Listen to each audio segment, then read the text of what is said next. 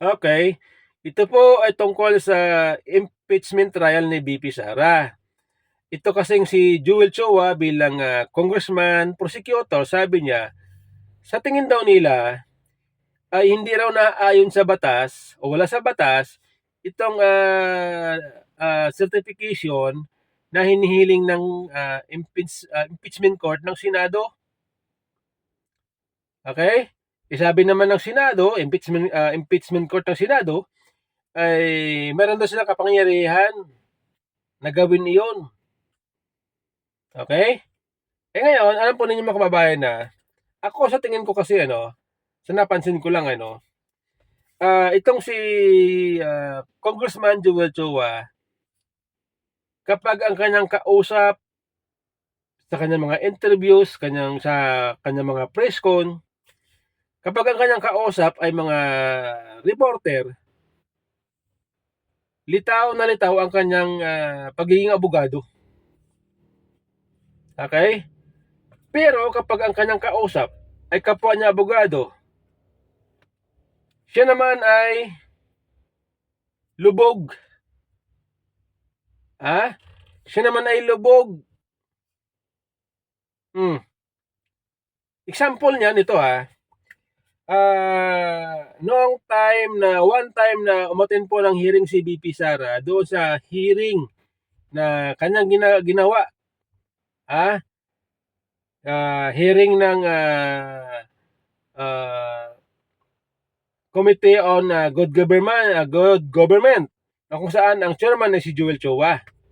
Doon sa hearing, napanood ko, tinanong po ni VP Sara itong si Joel Chua. Tanong ni VP Sara, sino daw ba ang appointing authority ng mga ASIC,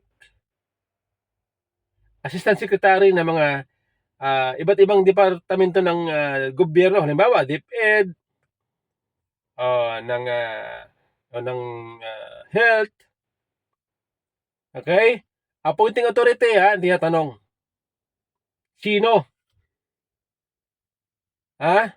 Sagot ni Joel Chua, secretary. Secretary daw. Alam niyo ba yung di ba pagka mayroong mga ina-appoint ng mga undersecretary, assistant secretary, ang kanilang appointing papers, pinipirmahan yun ng appointing authority. Hindi alam ni Joel Chua kung sino yun. Ang sagot niya, secretary daw. Sabi ni VP Sara, hindi mo alam ang batas. Hindi mo alam kung sino ang may appointing authority. Ang may appointing authority ay ang presidente. Kasi nga, nung time na yon, kini-question nila itong pagsibak ni VP Sara doon sa mga assistant secretary ng DepEd, dahil daw sa may mga hindi na, kumbaga, wala lang tiwala ang DepEd secretary kung saan si VP Sara. Siyempre, may proseso yan. Ang kanilang appointing papers, ipapasa yan sa presidente. Kung ang presidente ay gusto na silang tanggalin, aaprobahan ng presidente ang kanilang dismissal from the service. Pero kapag ayaw ng presidente, i-deny ang kanilang dismissal. Ganun po yun. Pero hindi alam ni Joel Chua. Ang sagot niya, secretary daw. Kaya po napansin ko, sabi ko, ito pala si Joel Chua, magaling lang kapag ang kausap niya hindi abogado. Pero kapag abogado ang kausap niya, kamote pala siya. Kamote. Kamote. Maraming business na yan. Kamote siya. Di ba? Ngayon, ito mga kababayan,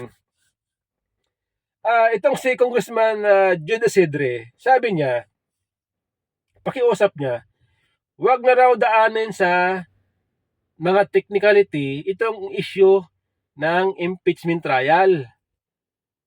Hayaan na raw sila na magpresenta ng mga ebidensya.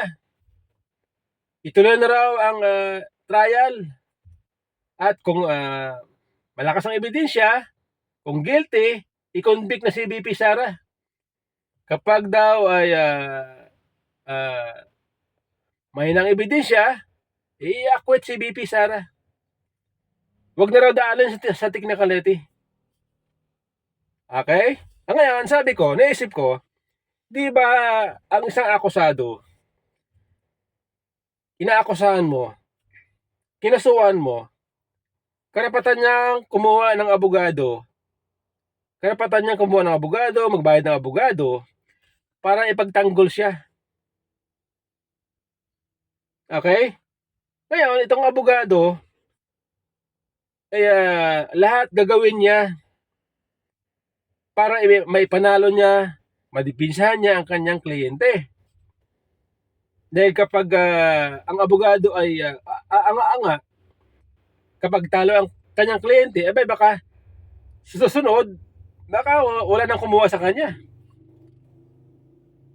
Baka wala nang kumuha sa kanya bilang taga-depensa. Ngayon, bilang abogado, karapatan po ng abogado yon at ng akusado na pag-aralan ang bawat kaso. Kung mayroong technicality, hahadlangan nila yun. Bubusiin nila yun na ayon sa batas. Kung mayroon silang nakitang technicality, natural lamang na kanilang questionin yun. Yun ay karapatan ng abogado at ng kliyente. Di ba? Kasama yan sa proseso ng batas. Di po ba? Ako naman, di ako abogado. Pero kahit paano naiintindihan ko ang trabaho ng isang abogado para idipinsa ang kanyang kliyente. Sasabihin ni Jude Isidre, wag na radaanin sa technicality. Hindi. Kasalanan ninyo yan. Kung mayroon mga nasilip na teknikalidad, ang impeachment court, ang depensa, kasalanan ninyo yan. Dahil hindi nyo inayos. Saka pagmamadali nyo. Dahil hinahabol nyo ang oras. Sa haba-haba ng panahon, inupuan ninyo, hinintay nyo yung pang-apat na impeachment, saka yun ang pinurwad nyo sa Senado. Ngayon, nagmamadali kayo. Sa kakamadali nyo, pati itong mga teknikalidad na sinasabi ninyo, hindi nyo na nakita. Ngayon sasabihin nyo, natin, wag nating daanin sa mga teknikalidad. Hindi pwede ganoon. Hindi pwede ganyan. Ngayon, gagamitin ninyo ang taong bayan, sasabihin ninyo, gusto ng taong bayan, gusto na malaman ng taong bayan, hindi. Kapalpakan ninyo yan. Ginagamit nyo lang ang taong bayan sa kapalpakan ninyo. Sa kagustuhan ninyong matanggal si VP Sara, kahit mahina ang ebidensya ninyo. Okay? Sa side ng depensa, ito ay lalabanan nila ng katalinuhan. Sa side naman ng prosecutors, ito ay lalaban ng mga laban ng propaganda. Halimbawa, ito. Kung sakali ma-dismiss itong kasong ito, o kaya ma-acquit si VP Sara, ako napapansin ko, nakikita ko na ang gagawin ng mga congressman prosecutors dito, dadaanin sa propaganda. Hindi, malakas ang ebidensya namin. Sasabihin nila ngayon, kasi bias kayo mga impeachment judge, bias kayo. Nag-abogado kayo para sa kay Sara. Malakas ang ebidensya namin. Naniniwala kami na malakas ang ebidensya namin. Ngayon, gagamitin ng taong bayan. Bahala kayo, bahala sa inyo ang taong bayan. Mananagot kayo sa taong bayan. Ngayon pa lang nakikita ko na yan Di ba kay Dilima? Kay Franz Castro? Yan lagi ang mukhang bibig eh. Mananagot kayo sa taong bayan, mananagot sa taong bayan, bahala sa inyong taong bayan. Ganun po ang sinasabi nila eh.